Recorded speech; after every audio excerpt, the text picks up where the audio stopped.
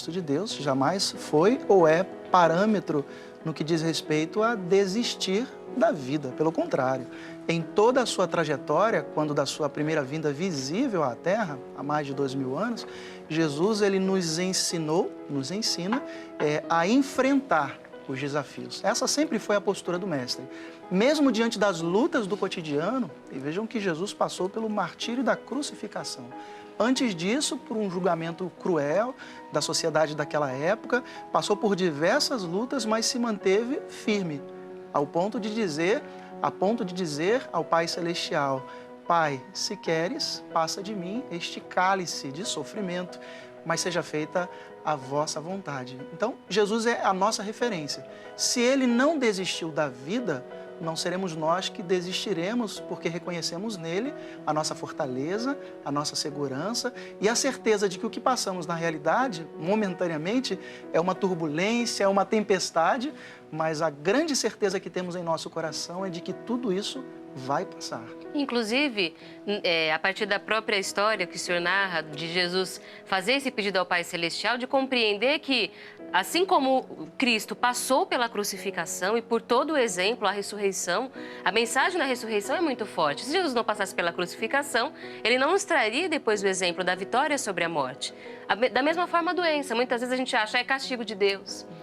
É alguma punição por alguma coisa de errada que eu fiz. Mas não, quando nós enfrentamos essa luta, nós também teremos a vitória diante desse grande sofrimento. É verdade, Camila.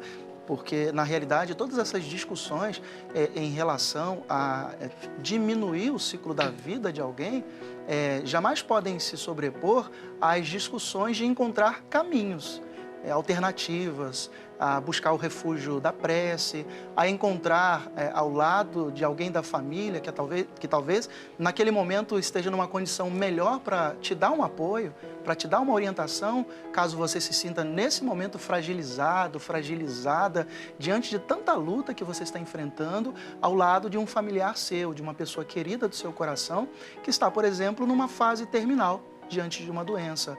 Buscar o amparo, a proteção em Jesus, para que encontramos caminhos, luz sobre os nossos pensamentos e sobre as nossas decisões. Jamais a gente pode permitir que as discussões sobre como eu diminuo esse sofrimento, será que vale a pena ali diminuir esse ciclo da existência por conta de um pensamento de que aquele sofrimento vai acabar? Na realidade, é sempre oportuno a gente destacar que dentro da nossa agenda espiritual, que são os nossos compromissos assumidos no mundo da verdade a serem cumpridos na Terra, constam, com exceção daquelas situações que nós próprios criamos aqui na Terra, passar por determinados desafios, por determinadas lutas, e por que não dizer, essa fase em que o corpo ali está convalescendo, mas que o espírito está vivo, está pronto, está disposto, como Jesus diz, que o espírito está pronto. Então, essa fase de sofrimento, quando o espírito volta ao mundo da verdade, deixando o corpo físico no momento certo, na hora certa determinada por Deus, desperta do outro lado, mas leve, mais fortalecido, porque aquilo que precisou quitar de débitos, de situações que precisavam ser ajustadas e acertadas, foi feita aqui. E muitos são os relatos daqueles espíritos que despertam do outro lado, deixando o seu corpo aqui na Terra, no momento certo, radiantes, diante do olhar divino, porque cumpriu com a sua etapa aqui na Terra. É a consciência tranquila que nós conquistamos. Por isso é que nós não devemos olhar, então, para essa condição de uma doença grave que não tem cura como algo que apenas vai tirar a nossa felicidade. Exato. Do ponto de vista espiritual, pode inclusive significar a realização da nossa missão por não desistir. Isso. O importante é, então, fazer tudo o que for possível, mesmo quando não tem cura. Então, para que eu vou tomar remédio? Para que eu vou fazer tratamento? Melhor deixar logo a doença me levar. O nosso compromisso espiritual, inclusive, é fazer tudo o que for possível para cuidar do nosso corpo. É isso, do nosso corpo, buscando todos os recursos que estão à nossa disposição e quando parecem serem parcos ou não mais existirem aos olhos materiais, sempre e jamais deixarmos de utilizarmos dos recursos espirituais. A prece, a oração em família, se aquela pessoa está numa condição convalescente no hospital, inconscientemente, em coma, colocar o nome dessa pessoa querida na corrente de preces, corrente ecumênica de orações da religião de Deus, do Cristo, do Espírito Santo. Esses são recursos espirituais que nós temos à nossa disposição e não devemos prescindir de nenhum deles. Conheço histórias de pessoas que estavam com entes queridos em leitos de hospitais, muitas vezes na UTI, e que não estavam conscientes, porque estavam medicados, estavam em uma condição que não tinham contato. E essas pessoas ficavam assim, eu não sabia como fazer, como conversar, eu ficava falando sozinha, eu me sentia boba. A gente tem que lembrar que apesar do corpo estar adormecido, o espírito continua acordado. Perfeitamente. E acompanhando todo o processo. Porque na lucidez espiritual, nossa, mesmo que em alguns lampejos apenas isso ocorre, mas, por exemplo, enquanto o corpo está convalescendo numa cama de hospital, num leito de hospital, o espírito está atento a tudo o que acontece. E a sua súplica junto à família e às almas benditas é de que socorra ao seu corpo, que por hora ele ocupa aqui na terra, utilizando-se de tudo aquilo que estiver à sua disposição. Então, naquele momento, a gente já acompanhou relatos, inclusive aqui na Super Rede Boa Vontade, de comunicação, de pessoas que, enquanto os procedimentos aconteciam, de cirurgia, de exames, ou até mesmo estava num coma, induzido ou não, o Espírito acompanhava todo aquele procedimento e percebia a sinceridade daqueles que o atendiam. Não para encurtar o seu sofrimento, mas permitir que a sua vida seguisse o seu fluxo, o seu caminho designado por Deus. Então, é uma conversa que a gente tem que promover.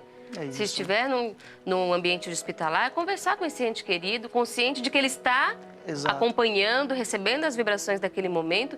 E nesse momento é tão importante saber que a vida continua, que nós não somos apenas o corpo, porque nos ajuda a entender o sentido desse período, que não é só, inclusive para esse paciente. A família aprende muito. Inclusive, a gente sabe que esse é um período, muitas vezes, mais importante para a própria família do que para o próprio doente, porque a família vai se reorganizar, vai aprender a continuar vivendo, mesmo com aquele ente querido, talvez não mais materialmente junto com eles. É verdade, a colocação sua é perfeita, porque é um processo de reeducação de todos os componentes da família.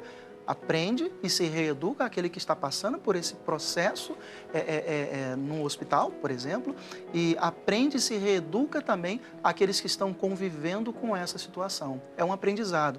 E o diálogo que deve acontecer durante todas as etapas da nossa vida não deve deixar de ocorrer nessa hora, porque, como dissemos, ali está a consciência espiritual acompanhando tudo o que se dá à nossa volta. Não é conversar com aquele que já está quase do outro lado da existência, mas conversar com aquela que é a sua mãe, que aqui na terra te socorreu, te ajudou, conversar com o seu pai que lhe deu apoio nas horas difíceis, quando você precisou emergir na faculdade, quando você conquistou o seu primeiro emprego, pensar naquele seu filho querido que você carregou no braço e que naquela hora está ali precisando de você. Então não é conversar com aquele que já está quase do outro lado da existência, mas aquela criatura que está do seu lado, recebendo todas as suas vibrações, as suas preces. Muito a propósito, Camila e todos que estão na sintonia do programa Viver é Melhor, eu gostaria de destacar uma página do livro Como Vencer o Sofrimento. A versão que eu tenho aqui em minhas mãos é a versão Pocket, quando o autor dele, o escritor Paiva Neto, nos fala na página 118 sobre o lume inapagável. Em muitas situações a sensação é de que nessa hora o que há é escuridão. Mas, na realidade, nas horas mais desafiadoras da nossa existência, se nós soubermos sintonizar esse poder divino, perceberemos esse lume que não se apaga. O irmão Paiva, então, escreve Lume Inapagável, página 118, de seu livro Como Vencer o Sofrimento, na versão Pocket, abre aspas. O sofrimento não abate a alma do ser integrado no bem. Pelo contrário, ergue a criatura ao seio compassivo do seu Criador. E nele, mesmo estando na terra, ela se aquece, pois encontra o lume inapagável da caridade celestial. Razão porque quem procura a morte para encontrar Deus comete grande e doloroso engano, a começar pelo fato de que ele também se encontra dentro de cada um de nós. Revelou Jesus, o reino de Deus está dentro de vós. Evangelho do Cristo, segundo Lucas, capítulo 17, versículo 21. Fechar aspas, a essas palavras formidáveis do líder da boa vontade, inspirando o nosso coração a recorrermos a essa luz bendita que está conosco em todos os momentos. E gostaria de destacar 2 pontos dessa página. Quando o irmão Paiva, logo no início, fala que o sofrimento não abate a alma, isso é importante a gente refletir, porque não quer dizer que a gente não vai sofrer. Claro. Não quer dizer assim, eu sei então que meu ente querido vai continuar vivo no mundo espiritual e que por isso eu não vou sofrer. Não. Nós vamos ter um sofrimento que será a saudade, que será a adaptação e que a gente tem que entender que vai passar por isso. Não se sentir culpado por sentir falta da pessoa, mas não deixar com que esse sofrimento tire a nossa vontade de viver, de continuar realizando também, continuar trabalhando. É entender o que o sofrimento vai significar para a gente nesse momento. É verdade. Não permitir que o sofrimento, que faz parte do estágio, por exemplo, em que nós vivemos neste planeta de provas e expiação, não permitir que o sofrimento se torne em tristeza, em melancolia, em mágoa, porque aí nós teremos 2 situações de muito sofrimento. Aquela pessoa que está naquela situação e, por outro lado, o familiar, que permitiu que o seu sofrimento se transformasse numa tristeza muito grande. E aí talvez acarrete em si mesmo ou em si mesma problemas também a serem cuidados, inclusive patológicos. Então, recorrer à prece e perceber que o autor aqui, ele não é insensível ao sofrimento das criaturas. Quantos de nós não passa por esse momento de pensar no seu coração e sentir a dor do outro? Isso é da nossa natureza, porque a nossa natureza é Como divina. é que vai ser, né? Exato. Essa expectativa de como vai ser. O Cristo de Deus nos ensinou sobre a empatia, de nós nos sensibilizarmos com o sofrimento do outro. Mas a empatia, ela naturalmente, ela nos faz mover não apenas o nosso sentimento de respeito pela dor do outro, mas principalmente no ato de estender a mão para, além de sofrer com aquela pessoa, sentir o que ela está sentindo, no sentido de estou aqui do seu lado para te ajudar, mas também de socorrer, de puxar essa mão no sentido de tirar aquela pessoa da situação que ela está vivendo naquele instante. E o sofrimento vai acabar, porque nós vamos sentir nesse momento que não estamos desamparados, mas é preciso que nós aprendamos com ele, não ignorar o sofrimento, não ignorar as lições que podem ser aprendidas nesse momento. Inclusive, para que não caiamos no erro de achar que se nós promovemos, por exemplo, a eutanásia, inclusive nós temos sempre tido contato com notícias de pessoas que desejam a própria eutanásia, que é aquele processo de você não oferecer medicamentos ou tratamentos para tentar manter a vida dessa pessoa, tentar minimizar os efeitos da doença ou o avanço da doença, a própria pessoa ou o familiar, como se fosse uma solução. Mas aqui o irmão Paiva Neto também alerta, quem comete esse doloroso engano de desistir da vida, achando que vai encontrar Deus mais cedo, acaba trazendo para si consequências. Exato. Então, eu gostaria que o senhor explicasse para a gente quais são as consequências espirituais da eutanásia. Nós temos um ciclo de existência aqui na Terra.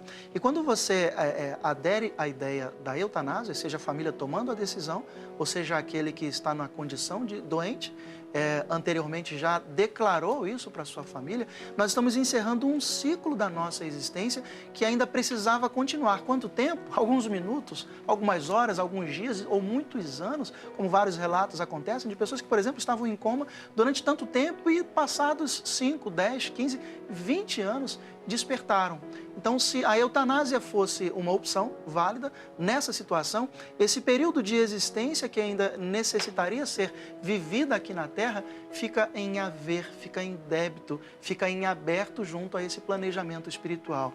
Então, sequelas para o espírito, porque desperta do outro lado, percebendo que existiam situações ainda a serem ajustadas, a serem vivenciadas aqui na Terra, e sequelas também de sofrimento para a família, que perceberá na sua intimidade, no momento do seu sono, no seu próprio interior, aquela voz da consciência dizendo: era preciso investir na vida, era preciso optar pela vida. Então, as consequências são de sofrimento para aquele que volta ao outro lado antes da existência e para aqueles que aqui na Terra tomaram essa decisão, a revelia ou mesmo atendendo um pedido desse familiar.